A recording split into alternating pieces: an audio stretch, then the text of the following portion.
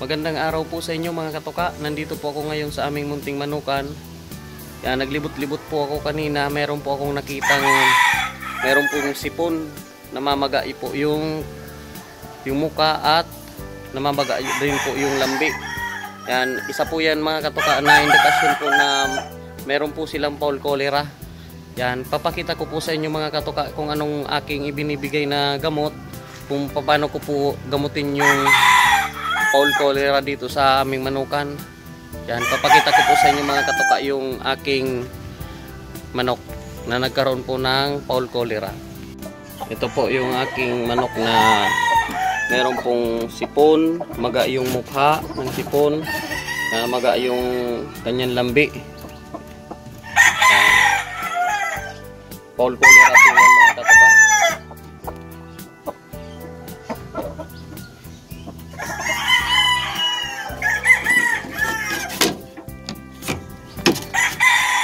Ito pa po yung isa.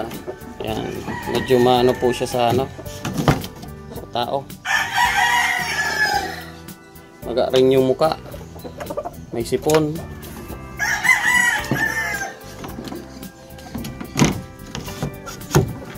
Yan, gagamutin ko po yan mga katoka. Yan mga katoka, nakita na po ninyo yung may sakit na manok. Yan, tinamaan ng fowl cholera dito sa aming manukan. Share ko po sa inyo mga katoka kung anong aking ibinibigay. Palala lang po mga katoka, ito po ay hindi paid advertisement. Yan, isinishare ko lang po sa inyo kung anong aking ibinibigay na gamot. Itong aking ibinibigay, Spectromax L. Yan, nag-inject po ako mga katoka sa CAC 0.8 cc. Yan, sa stag naman po mga 0.5 cc. For 5 days po yan ang gamutan mga katoka. Kada umaga nagbibigay po ako mga katoka niyan.